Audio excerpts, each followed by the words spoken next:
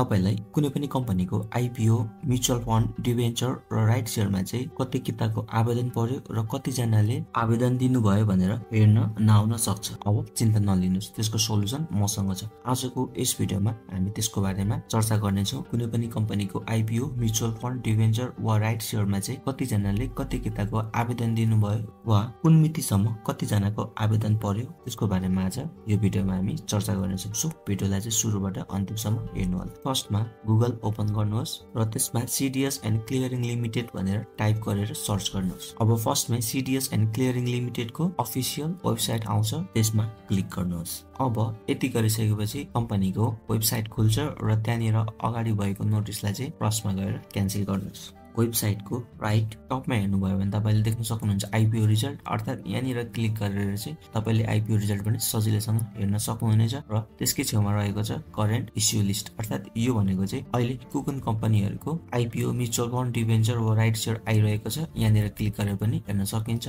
वा अर्को स्टेप भनेको यसलाई स्क्रोल डाउन गर्नुहोस्, त्यहाँनिर चाहिँ करेन्ट पब्लिक इस्यु 5 भनेर देखाइरहेको छ। यसको मिनिङ चाहिँ अहिले रिसेन्टली चाहिँ 5 वटा पब्लिक इस्युहरू भइरहेको छ र कुन कम्पनी हो भनेर हेर्नको लागि त्यहाँ गएर क्लिक गर्नुहोस्। अब यहाँनिर चाहिँ डिटेल देखिन्छ कि कुन कम्पनीको के अहिले रिसेन्टली चाहिँ ओपन भइरहेको छ, जस्तै एभरेस्ट ब्याङ्कको डिबेन्चर, क्रेस्ट माइक्रो लाइफ इन्सुरेन्सको आईपीओ, एमपीएलको इक्विटी फन्ड, निको इन्सुरेन्सको राइट शेयर र प्योर एनर्जी लिमिटेडको आईपीओ फर फरेन एम्प्लोयमेन्ट। अब हामी एक्जाम्पलको लागि चाहिँ क्रेस्ट माइक्रो लाइफ इन्सुरेन्सको एक्जाम्पल हेर्नेछौँ। इस्यु म्यानेजरमा एनआइएमबीएस क्यापिटल रहेको छ र यस कम्पनीको इस्युड युनिट 18,45,000 किता रहेको छ र अहिलेसम्म 9,73,182 जनाले आईपीओमा आवेदन दिइसकेका छन्। उनीहरूले 1,20,54,450 किता बराबरको आईपीओमा आवेदन दिएका छन् भने एमाउन्टको कुरा गर्दाखेरि 1,20,54,45,000 रुपियाँ बराबरको आईपीओमा आवेदन दिइसकेका छन्। यस कम्पनीको आईपीओ मार्च 6 तारिकदेखि ओपन भएको थियो भने क्लोज डेट मार्चको 10 तारिकसम्म